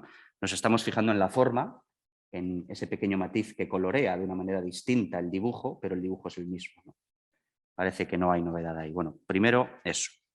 Segundo, confundir lo indisponible con lo extraordinario. Aquí me estaba acordando del Tratado de la Pasión, de Eugenio Trías, donde dice que hay que distinguir mucho, y creo que esto está muy relacionado con lo que planteas también, entre la lógica del deseo y la lógica de la pasión. Para él la pasión, siguiendo, ¿no?, el significado etimológico de la palabra, significa sobre todo dejarse afectar. Dejarse afectar por la realidad que te circunda, con lo cual ese riesgo de la individualidad y de la transformación puramente individual y no dirigida ya desde el principio a lo social queda desterrado para alguien que verdaderamente sea apasionado. Bloch era un apasionado, Benjamin era un apasionado. Desde luego, ahí hay pasión y muchísima razón y muchísimas razones, ¿no? Cómo esa pasión significa dejarse afectar por algo que no tenías previsto. El deseo, sin embargo, pues siguiendo la lógica freudiana, sería una proyección de lo que ya has sido y siempre has buscado y anhelado, que te lleva a acabar viendo la realidad como, pues eso que buscabas desde el principio, ¿no? Como si fuera una proyección. La pasión surge, nos dice él, cuando nos encontramos con algo singular, algo que no es lo de siempre, que tampoco es lo que yo buscaba y que me sorprende, que es capaz de sorprenderme, pero de sorprenderme y de interpelarme. Y cuando eso, dice, tiene la pinta o la apariencia de lo extraordinario, cuerpo a tierra. Porque probablemente cuando ya estamos, en palmo con lo anterior, en una situación de cansancio, de frustración, hartos de tanto esfuerzo improductivo, terminamos por necesitar encontrar algo extraordinario que rompa eso. Y eso extraordinario probablemente es una proyección nuestra que va en esa línea heroica de encontrar el ahora sí, por fin, ¿no? Transformaciones tenemos cerca de nuestras propias tradiciones que nos hablan de hechos fortuitos, de hechos habituales del día a día, como es que caigan en tus manos unos libros y no otros. Y de hecho unos libros que no te gustan, ¿no? Estoy pensando en Ignacio y los libros que quería leer cuando le tocó y los que pudo leer y lo que se desata de ahí, ¿no? No fue algo extraordinario, fue la circunstancia de que había unos libros. Y lo tercero, reducir lo indisponible a la individualidad y a lo que la individualidad puede disponer. Confundir la necesaria contemplación que puede provocar un cambio personal, pero desde el exterior y desde haberse dejado afectar por el exterior. Confundir esa interiorización del mundo y esa recogida reflexiva que pueda provocar experiencia con la mundanización de la interioridad. Y aquí estoy pensando sobre todo en esa extensión, a mi parecer, preocupante, quizá sea solo una manía personal, una fobia personal, ¿no?, sobre lo que me gusta llamar, por respetar otro ámbito en el que quizás sí se hace bien y se desarrolla bien esa dinámica, la cultura de la positividad superficial, ¿no? Eso de que hay que ser siempre positivos, eso de que hay que ser siempre proactivos.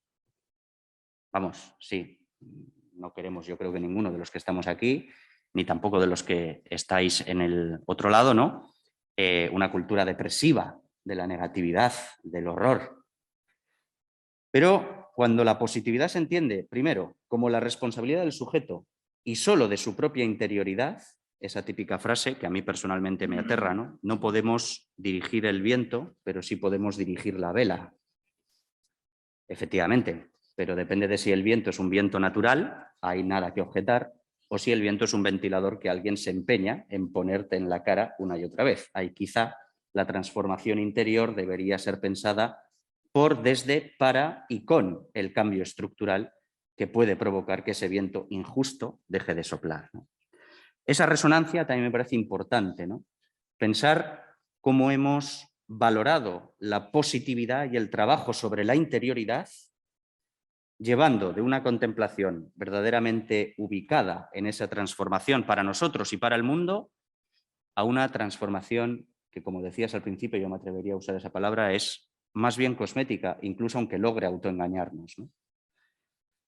Yo, personalmente, serían las 3 líneas de debate, que no tienen por qué ser todas, las que consideréis que me gustaría proponer. Agradecer otra vez tu intervención y la oportunidad de compartir mesa con vosotros. Caramba. No sé si mi respuesta puede ser ordenada, ¿vale?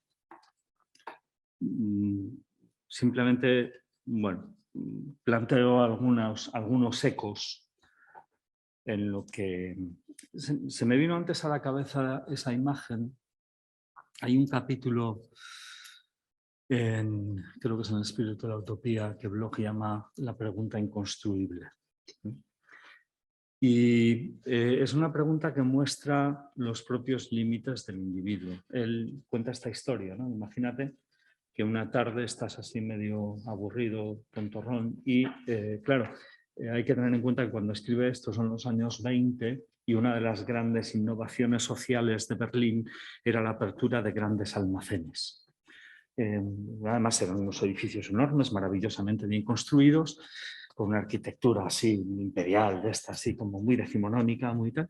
Entonces tú ibas ahí y entrabas en los grandes almacenes y entonces este señor dice, bueno, voy buscando algo, ¿pero qué? Y entonces entras en el gran almacén y sales pues con un sombrero, una pipa, un libro, un pantalón, un abrigo, o sea, sales con 30 paquetes y cuando sales por la puerta dices, caramba, si no era nada de todo esto.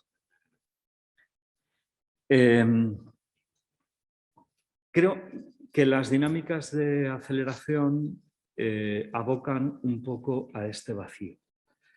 La sensación de falta algo, pero no sé qué es, no se resuelve intentando llenar ese vacío, que es en la carrera en la que estamos, con, no sé, lo que sea. Se resuelve echando una mirada histórica a este presente, cómo está, por qué es así. Hay una cosa en la que no estaría de acuerdo, ¿no? Bloch tiene una relación con la tradición que a mí me parece maravillosa, y es que, lo mismo que Benjamin, trata de buscar en la historia aquello que por alguna razón ha quedado periclitado, ha quedado escondido, que en algún momento fue un sueño de lo mejor, pero porque no tenía condiciones de posibilidad, que era extemporáneo, porque estaba a destiempo, que planteaba algo que socialmente no podía ser asumido y que ahí se quedó muerto. pero ahí está. Escarba, encuéntralo y tráetelo, porque eso es lo que falta, ¿no? Él habla de las deudas no saldadas con un pasado que solo aconteció en parte. Solo aconteció en parte. Es decir, aconteció probablemente solo como pudo acontecer en esas circunstancias y también por un determinado ejercicio de poder. Pero eso no quiere decir que no haya en ese pasado cuestiones que todavía están reclamando su solución, ¿vale? Me parece que es muy importante. O sea, en la medida en que hacemos eso y arrojamos este tipo de miradas, creo que la respuesta a la pregunta por los oasis es sí. No hay manera, o sea, solo hay una manera de cerrarlos y es una manera falsa de cerrarlos. Otra consideración, el oasis siempre es un lugar de paso. En el oasis no se habita. Al oasis se llega, uno se repone y sigue. Otra consideración con respecto a esto. Bueno, aquí la importante es si somos capaces de parar la política de desertificación y de extender las posibilidades del oasis. Con lo cual, retroceda el desierto por seguir con tu metáfora, ¿no? Creo que sí, que la contemplación es posible y además, bueno, no, claro, no lo he desarrollado, pero cuando Rosa habla de la indisponibilidad, de lo que está hablando es de que hay cosas que nos asaltan y ese asalto, ese tocarnos, esa fibra, no es programable. Es decir, yo no puedo decidir cuando compro la entrada para un concierto, puedo ir en una determinada predisposición. Pero resulta que ese día el cantante está afónico, el técnico de sonido es un desastre y salgo del concierto peor de lo que entré, diciendo, y encima cabreado, porque me han aligerado el bolsillo, ¿no? Me parece que es muy interesante esa categoría de lo indisponible, primero porque pone de manifiesto algo que supongo que la pandemia ya ha dejado bastante claro, y es que hay cosas que no podemos controlar. Escapan a nuestro control y escapan a nuestra programación. Gracias a Dios. Es decir, lo de la razón omnímoda y omnipotente, cuidado. Segunda cuestión, que incluso cuando estamos predispuestos para que algo suceda, eso no quiere decir que ese algo suceda, ¿no? Iba a decir una maldad sobre la cuestión del pensamiento positivo, pero me la voy a callar. Y desde luego, obviamente, esta cuestión de la reducción de lo indisponible a lo disponible para el individuo tiene dos problemas que los voy a anunciar con categorías, una categoría filosófica clásica y la otra psicológica, ¿no? A mi juicio tienen el problema del hedonismo y el problema del narcisismo. Creo que las experiencias de resonancia de las que habla Rosa son experiencias de resonancia que te descentran. Claro, es un ejercicio de descentramiento muy peculiar, porque en realidad es un ejercicio de descentramiento, de salir fuera de ti, que es cuando más estás dentro de ti. O sea, es en contra del dictum de San Agustín, ¿no? De noli forasire in te ipsum redi. Claro que permaneces en ti mismo, pero no en ti mismo siendo tú tu centro, sino poniendo como centro algo que no eres tú, pero que incorporas, que te enriquece, que te saca de ti, que te lleva a una consideración de la realidad a la que tú no hubieses llegado sencillamente por tus propios medios.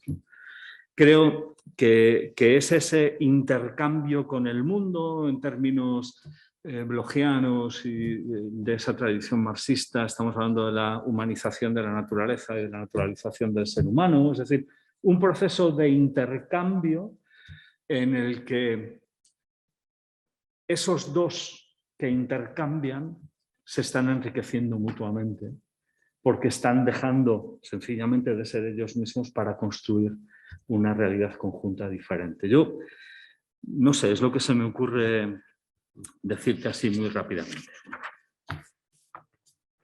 Seguimos dialogando con el otro profesor replicante y después dialogaremos con los participantes y también, por supuesto, entre los tres ponentes de la mesa. Esta otra siguiente réplica corre a cargo del profesor Francisco José Ruiz Pérez, jesuita, que es el decano de nuestra Facultad de Teología desde 2018. Ha ejercido labores pastorales con universitarios y comunidades de laicos como CEUBX. También ha sido profesor de Teología Dogmática en la Facultad de Teología de la Cartuja, Granada. Pero su gran trayectoria como jesuita se ha volcado en el servicio interno. Así lleva ya más de 20 años en que ha ejerciendo cargos de gobierno dentro de la Compañía de Jesús. Primero como provincial de la provincia bética, Andalucía y Canarias, desde 2004 hasta 2010, en que fue nombrado provincial de España. En 2014 se efectuó la integración de todas las provincias jesuitas de España y fue nombrado provincial de la misma. Durante su provincialato dedicó todos sus esfuerzos a materializar esta integración y buscar las mejores estructuras y relaciones para todos los jesuitas de la provincia, con sus más de 200 instituciones y sus miles de colaboradores. Y en ese sentido, pues en la práctica, pues es también ella experto en procesos de transformación y también de espiritualidad como jesuita.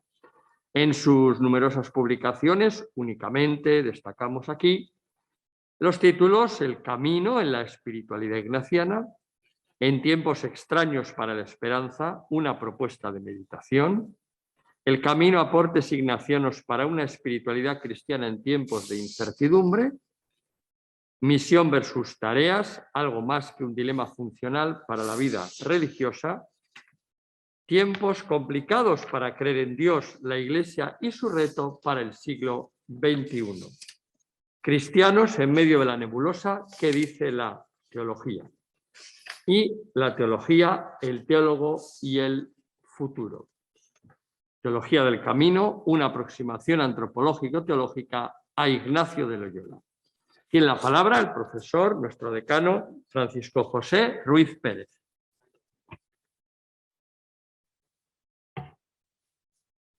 Agradezco mucho la posibilidad de no solamente haber leído el texto de Javier, sino también el de poder escucharlo directamente y al mismo tiempo comentarlo ahora con el profesor Jonathan.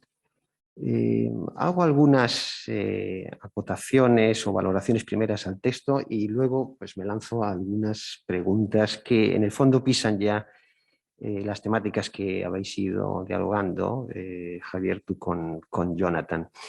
La primera valoración es que estoy muy agradecido por el esfuerzo hecho, porque creo que responde perfectamente al objetivo que pretendíamos en este primer paso de las jornadas de teología. Me he sentido como, sí, esto era lo que buscábamos, ayudarnos de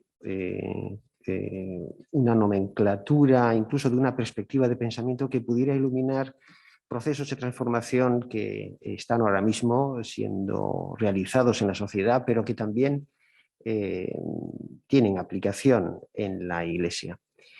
Entonces, en el aporte me parece que hay realmente muchas sugerencias y muy interesantes. Yo pondría dos y por esto daría muchas gracias. Primero, como ha resaltado Javier, el dato de la víctima, ese pivote fijo para delatar cuando una dinámica humana no tiene una intencionalidad buena, cuando está ahí detrás la conculcación de la vida, me parece que es un acierto y enseguida tiene resonancias también eso en la teología.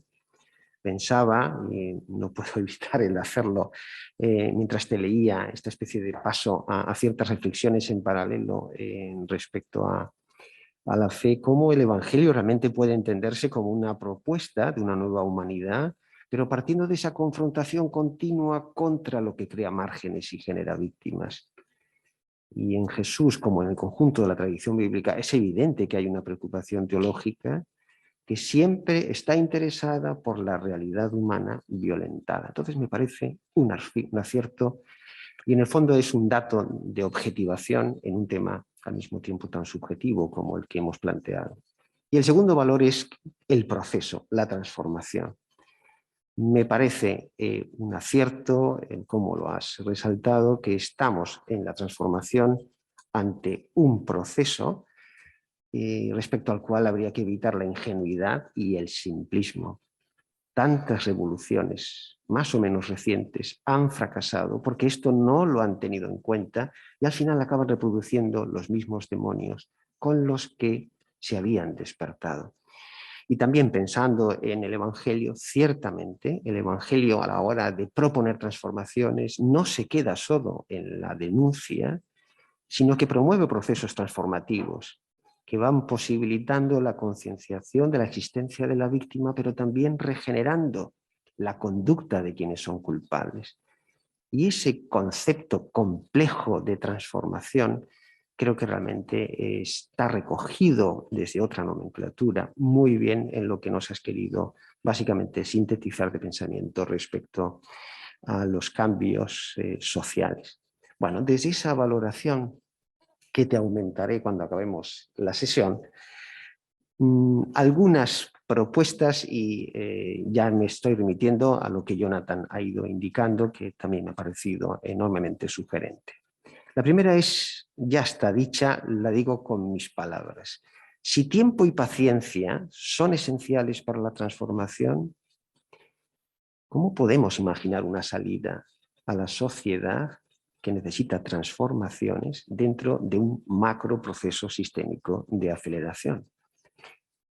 Se ha dicho, lo has comentado, Jonathan también lo ha subrayado, pensando en claves de iglesia, por si esto un poco ilumina, quizás pensando también en lo que nos queda de trayecto de las jornadas, a mí me salía que una manera de generar tiempo y paciencia de forma que se produzcan transformaciones, ciertamente ahora pienso en el nivel eclesial, es esa insistencia última del magisterio eclesial en el discernimiento, porque el discernimiento es un modo de cronometrar de otra manera los procesos transformativos. Y realmente, desde el discernimiento, lo que se ve es que la construcción social de la realidad, hoy la que se está produciendo, es antidiscerniente, incluso antideliberativa, como me parece que has dicho en algún momento.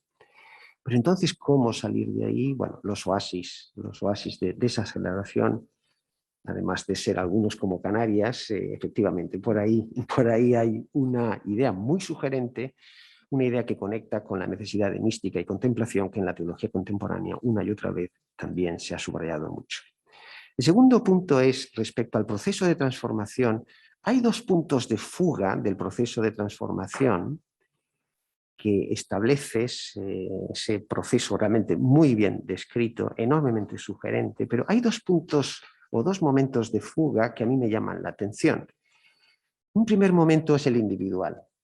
Al principio como que rechazabas, no totalmente, sino la insistencia en la dimensión individual de las transformaciones, pero desde la teología, Javier, tengo que volver a ese punto porque realmente hay un instante muy disruptivo en el sujeto respecto a su conciencia y respecto a su conciencia en relación a los hechos injustos.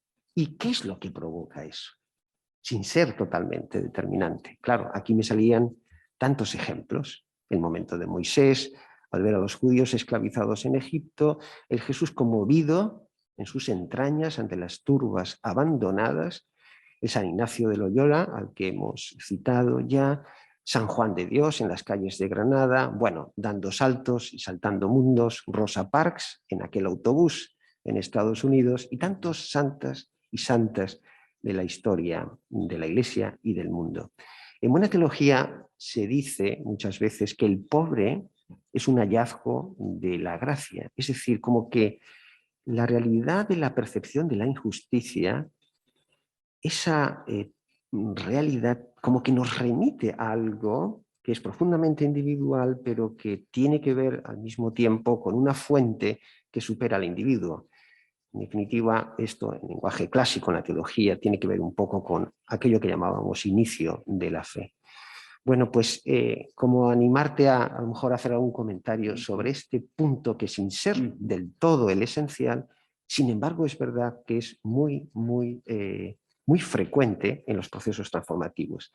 Y el segundo momento es complementario, no tanto el individual, aquí me refiero ahora a un nivel supraindividual, porque el salto transformativo que se produce en el colectivo tampoco es tan evidente. Hay una frase que me llamó mucho la atención en el texto que nos dabas.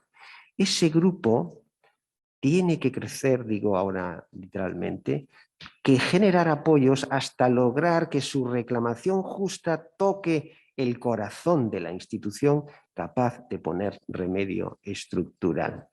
Ese grupo concienciado tiene que tocar, la expresión me llamó mucho la atención porque abandonábamos el análisis más o menos filosófico y nos internábamos en otro aspecto. Entonces, ¿qué es lo que produce la conmoción colectiva? Aquí vuelvo a la visita a este momento de Iglesia tan difícil en el que, sin embargo, se está promoviendo el discernimiento comunitario porque es en el marco de la sinodalidad en donde algo sucede colectivamente que puede activar el cambio. Bueno, y por último, acabo en dos temas muy rápidamente enunciados en relación también a la dinámica de transformación. También lo has citado muy bien y problematizado como debía ser. Uno es un aspecto básicamente racional y es el concepto de humanidad que no parece muy ponderado en la presentación. ¿Qué es la vida buena finalmente? En un mundo como este, tan proclive, culturalmente hablando, al relativismo, aquí tenemos una dificultad o no, no lo sé, eso nos tendrás que valorar si crees oportuna esta pregunta, pero realmente, ¿qué es la vida buena? ¿Qué podría provocar, si confluimos nuestra mirada en más o menos un horizonte común, podría provocar procesos transformativos más acelerados? Y por último, el segundo tema sería no tanto racional, sino afectivo, espiritual, diría yo. ¿Cómo forma parte de los procesos transformativos la reconciliación? ¿No está en la reconciliación esa palanca de transformación? Bueno, como también en esto tienes mucho conocimiento, lo dejo ahí y bueno, pues simplemente contesta lo que desees y ya pasamos a las preguntas. Muchísimas gracias. Me encantaría tener respuesta para todo, pero me temo que no. Bueno, también a modo de intuiciones, ¿vale? Porque yo creo que cada uno de estos temas daría para una ponencia en sí misma. Bueno, sí, yo concuerdo contigo en que... O sea, yo me hacía preguntas, ¿no? Cuando empezaba a pensar esto. ¿Qué transformar? Pero sobre todo, ¿por qué? Y el qué y el por qué y después el cómo me llevaban necesariamente a esa consideración del sufrimiento injusto, inocente y necesariamente a la noción de proceso. Creo que uno de los grandes olvidos de esta vorágine en la que estamos y de esta supresión, yo creo que un tanto ficticia y adormecedora de la historia, de la dimensión temporal, del desarrollo de la vida, es el equivalente al soma de los habitantes del mundo feliz de Aldous Huxley. Y desgraciadamente no funciona siempre. Quiero decir, si funcionase y nos mantuviese atontados las 24 horas del día, pues chico, pues no sé, pues bendito remedio, ¿no? Pero resulta que no, porque la vida es como es, no pide permiso y cuando le parece bien, pues te estampa contra la pared. Pues sencillamente, por ejemplo, porque a todos nos llega que alguien cercano a ti pues se va, se muere y entonces no sabes qué hacer y te descoloca. Y hay gente que sigue corriendo. Entonces, bueno, creo que eso hay que considerar. Claro, me parece clave la cuestión del discernimiento que apuntabas. Pero creo que aquí hay que asumir dos cosas, me parece a mí. Una, habrá que generar espacios que hagan posible ese discernimiento y esos espacios son oasis que hay que abrir. Son espacios donde uno se toma el tiempo para poder dedicar a este tipo de cosas, ¿no? Y yo, no sé, voy a decirlo de manera un poco desordenada, ¿vale? Pero tengo algunas intuiciones con respecto a esto. Me asusta que no se lea, pero no por el hecho de no leer muchos libros o tal, que, bueno, de nuevo una dinámica de acumulación que no sé a dónde lleva. Me asusta que no se lea porque un ejercicio de lectura es un ejercicio de introspección. Y es un ejercicio de estar a solas, no, pero de estar contigo mismo, abriéndote a un diálogo en el que tú ni siquiera pones las palabras, sencillamente sigues lo que alguien te está planteando a través de un texto, ¿no? Creo que hacer movimientos de resistencia contra ese proceso de aceleración significa generar espacios, pues eso, donde uno pueda leer, donde uno pueda debatir, en un debate que no sea entendido como una justa medieval, donde alguien tiene que perder para que otro gane, sino que estamos hablando sobre esto, donde entendemos que tenemos posiciones diferentes, pero que estamos buscando la verdad que seamos capaces de descubrir y de ver sobre esto que estamos discutiendo. No estamos hablando de ti y de mí. Está todo tan enmarañado que al final cualquier cuestión se convierte en una disputa personal. Bueno, me parece que discernir es esto, ¿no? Es una pasión por no llevarme al gato al agua, sino por entender, comprender y poder aportar en esta situación para seguir pudiendo mantener la cabeza fuera del agua, ¿no?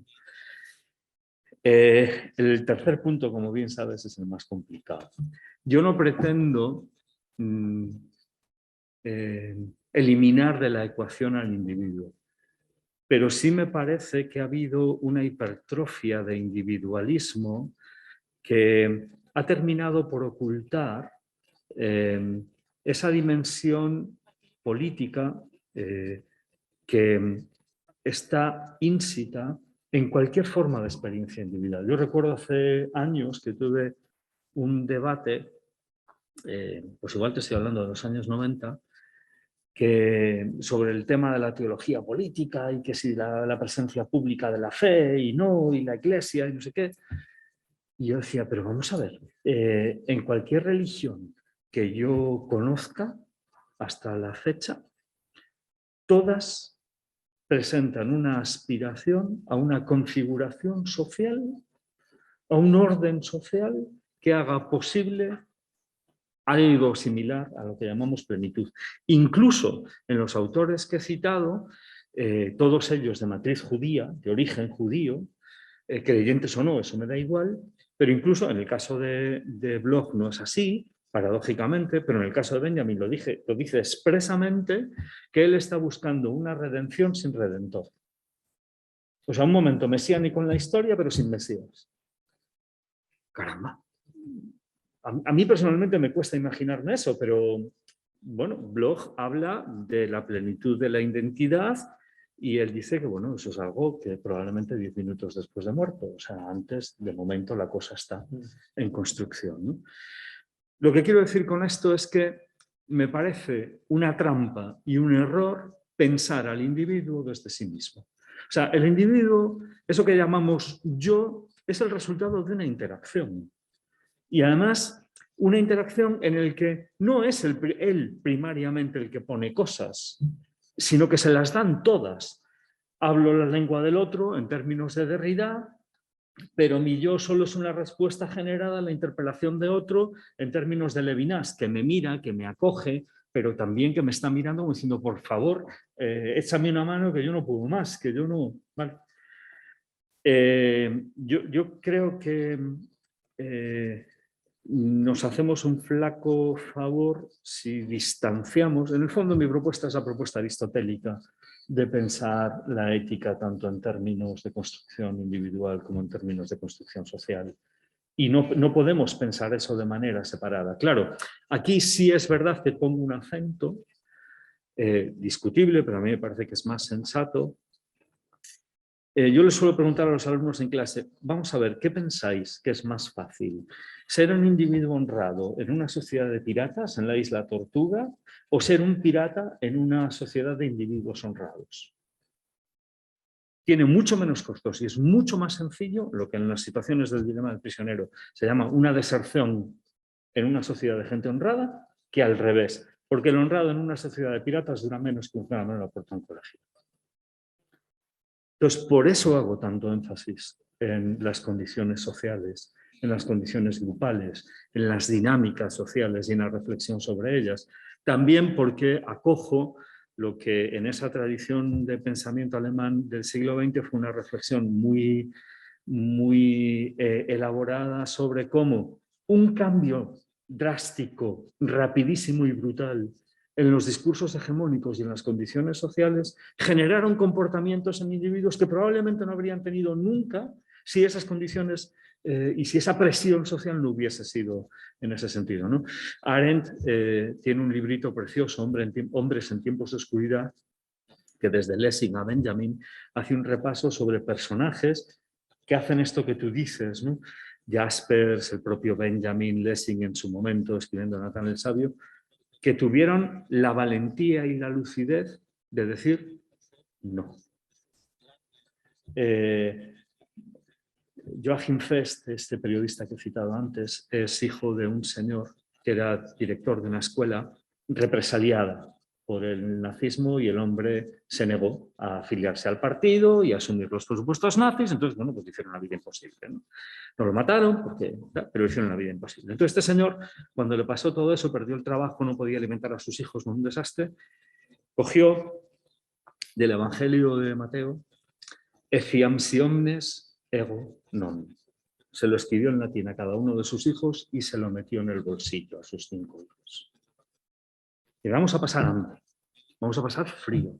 Es probable que la situación se complique muchísimo, pero no voy a pagar la factura de mi dignidad sencillamente por manteneros a vosotros con vida y a mí con vida.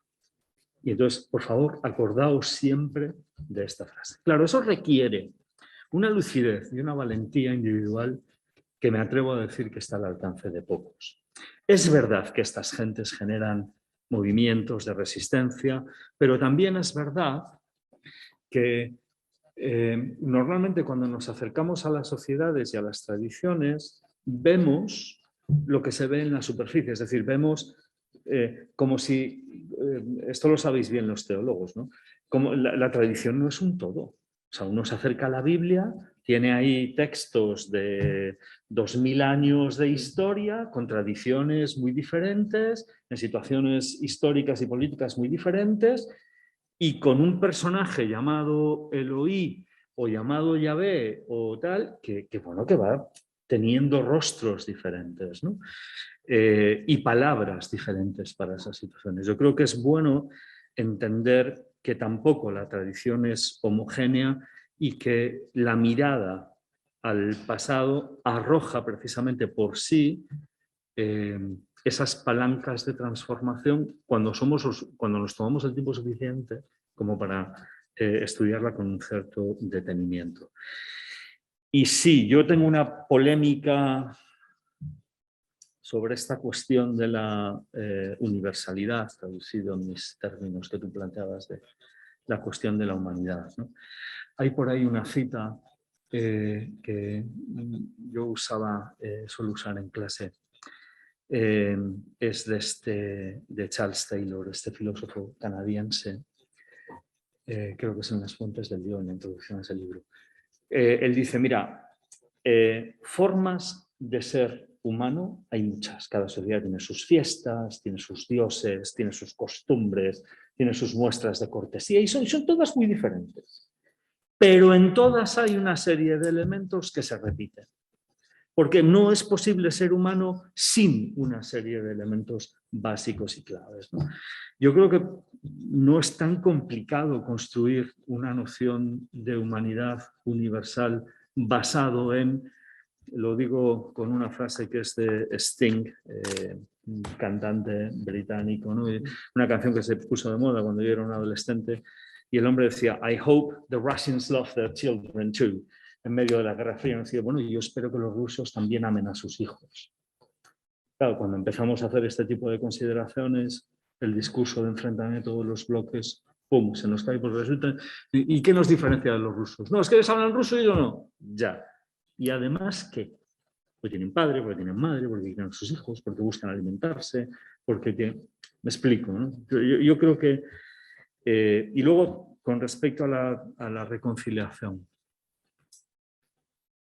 Bueno, hay, al menos en filosofía política y en ética, hay una distinción seria entre la cuestión de la reconciliación y la cuestión del perdón.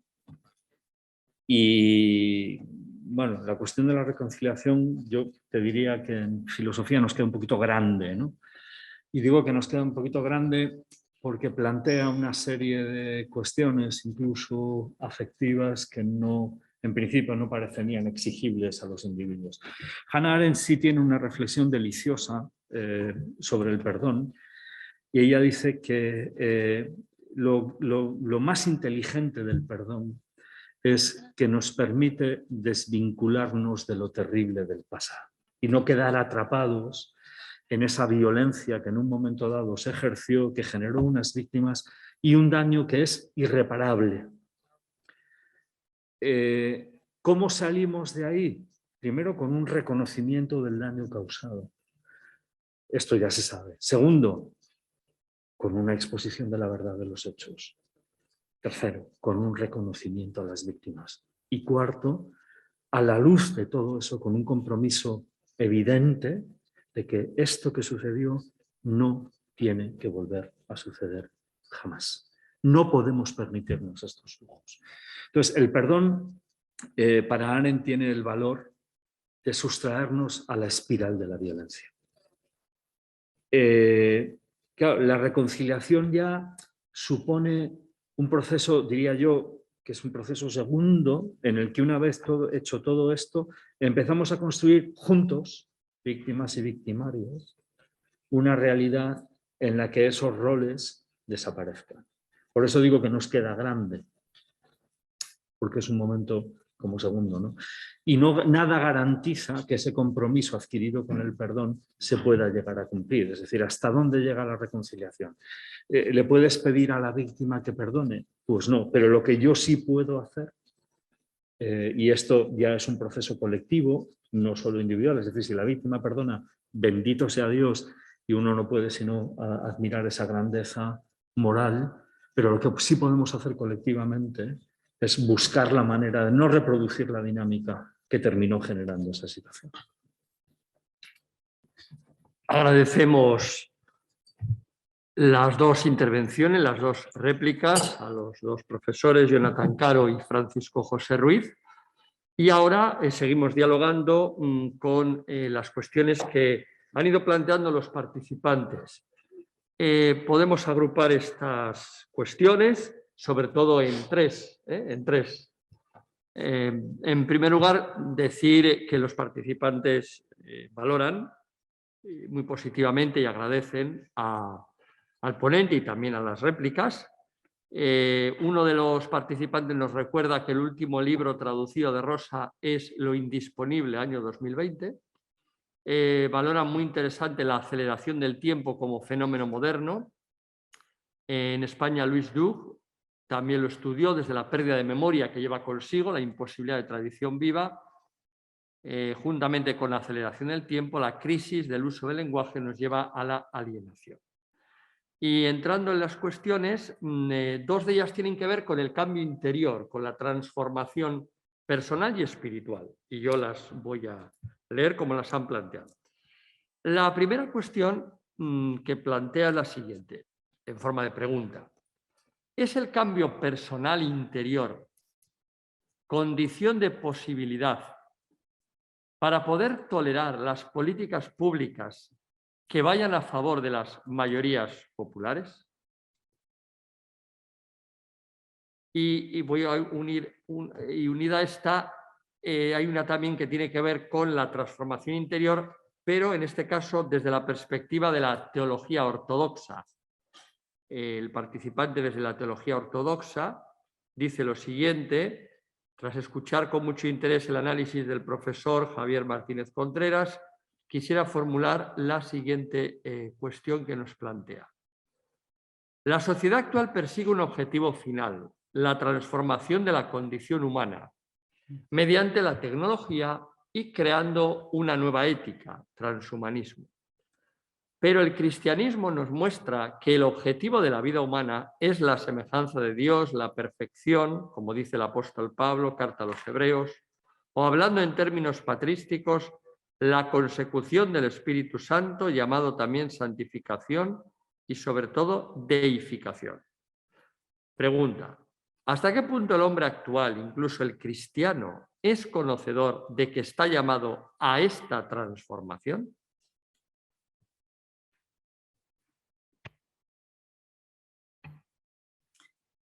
Muchísimas gracias. Yo no sé si tengo respuesta para esto. Intuyo que, empiezo por la segunda pregunta, intuyo que es difícil que haya esa conciencia de esa llamada a la transformación interior o al crecimiento cuando uno vive en un ritmo de vida en el que hay poco tiempo para uno mismo, ¿no? Es decir, uno sale de casa corriendo, va al trabajo, se pasa ahí las horas que se pase, sale y entonces tienes que hacer otra serie de actividades, desde el gimnasio a yo qué sé qué, y llegas a tu casa derrengado, preparas la cena, cenas con tu familia o no, y además incluso hay quien lo hace delante del televisor. Quiero decir, ¿qué tiempos hay para escuchar y escucharse?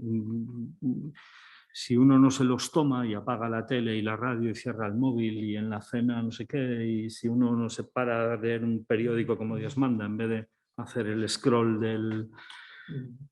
del móvil, no sé, si hay espacios que hay que defender, ¿no? Quiero decir, y esto yo creo, hay poca gente que es consciente de esto, ¿no? Incluso hasta es molesto, estás con unos amigos y de repente alguien saca su móvil y, no sé, mira no sé qué y se va, y pues, no sé, es estar sin estar, es todo una especie de no lugar, ¿no? Entonces, creo que hasta qué punto es consciente, pues no sé, eso tendrá que decirlo cada quien, pero me parece que las condiciones de vida son poco favorecedoras de ese tipo de actitudes pues quizás un poco más, no sé, contemplativas, ¿no?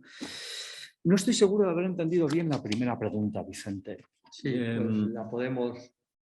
la podemos releer. Y como el participante también ha formulado otra, acaba de llegar otra del mismo participante, la podemos unir por si ayuda. Se refería al cambio personal interior como condición de posibilidad para poder tolerar las políticas públicas que vayan a favor de las mayorías populares. Y luego añade el mismo participante: ¿es el pobre condición de posibilidad de la transformación y de la vida espiritual? El hallazgo del pobre.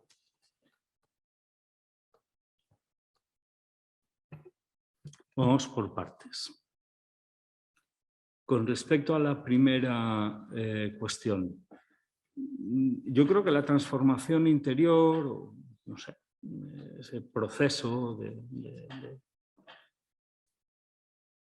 de ser consciente de uno mismo en el mundo en el que habita y de cómo es este mundo y cómo me siento en él, no solo se trata de identificar qué es lo que le falta a este mundo, sino también de tener muy claro qué es lo que le sobra.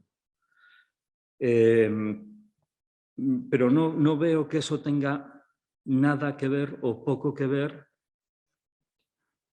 con la cuestión de las mayorías. O sea, el que mucha gente vocifere o diga barbaridades en prensa solo es que mucha gente vocifera y dice barbaridades. No veo por qué hay que mimetizarse, asumir o tolerar la barbaridad. Otra cosa es que uno no reaccione violentamente contra ella, faltaría más. Pero no veo por qué hay que asumir o admitir. Es decir, cuando alguien dice tonterías, pues es bueno decir, mira, es que este señor lo que está diciendo es una tontería, ¿no? Y ya está. No, si a usted le parece bien, yo le explico por qué es una tontería y por qué es mejor que no diga estas cosas y que a lo mejor podría usted decir estas otras, pero tampoco... decía un profesor mío de teología en Salamanca hace muchos años, bueno, un poquito de calma, que el mundo ya está salvado, ¿eh? Es decir, bueno, sí, o sea, uno contribuye, hace, se sitúa y tal, pero no salva el mundo, ¿no? Eso es tarea de otro, ¿no? Con respecto a la segunda cuestión,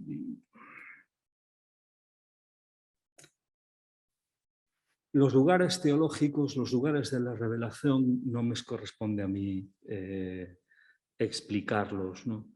A mí sí me corresponde explicar desde mi perspectiva de filosofía, ética y política desde dónde se tiene que construir eso. Es decir, de dónde pueden surgir las alternativas para una sociedad que genera sufrimiento social, porque es injusta y porque genera víctimas. Y bueno, de nuevo el amigo Aristóteles en su política explicaba, sin ser él especialmente un demócrata, por qué entendía que un régimen de gobierno democrático era la mejor alternativa social. Y lo decía de esta manera, es que en cualquier otra forma de gobierno no hay ninguna posibilidad de cambio porque quienes gobiernan es que están muy a gusto con el status quo. Es decir, la única manera de entender por qué esta situación no está bien es mirándola desde la perspectiva de quien paga las facturas. Y claro, es decir, desde la perspectiva de quienes sufren. Entonces, es el descubrimiento del, si usted quiere llamarlo pobre, pues pobre, de esa víctima condición de posibilidad de transformación. Yo diría que sí, me parece que es la más honesta, además me parece que es la única que es capaz de hacer justicia. Porque de lo contrario nos situamos siempre en esa perspectiva tan propia del utilitarismo que toma decisiones sobre aquello que supuestamente favorece a una mayoría, haciendo que la factura de ese bienestar la pague una minoría que, bueno, como son menos, como no protestan, ese tipo de decisiones solo se pueden sostener. Primero, son violentas, segundo, son injustas y solo se pueden sostener con un mayor ejercicio de violencia. No me parece que sea una forma de construcción social cabal, así que creo que la respuesta sería que sí. Bien, hemos llegado pues al final del seminario. ¿Había alguna otra cuestión que han planteado? Yo espero que pueda ser respondida en las mesas redondas y en el seminario, porque tienen que ver con cómo puede ayudar la espiritualidad en los procesos de transformación colectiva. Entiendo que, teniendo en cuenta el programa, creo que puede tener lugar en otro lugar, lo mismo que la influencia del mundo virtual para transformar la sociedad o crear una dependencia, que en parte ya lo ha abordado también el ponente. Y al mismo tiempo también los participantes agradecen las intervenciones de la réplica. Con el profesor Jonathan lamenta la pérdida de pensamiento y sentimiento crítico por una cultura buenista de la adulación en instituciones sociales actuales. Por tanto, como hemos llegado ya al tiempo, vamos a dar por ya terminado este seminario, reiterando el agradecimiento a todos los participantes y, por supuesto, a los tres ponentes de este seminario, los profesores Martínez Contreras, Jonathan Caro Rey y Francisco José Ruiz Pérez.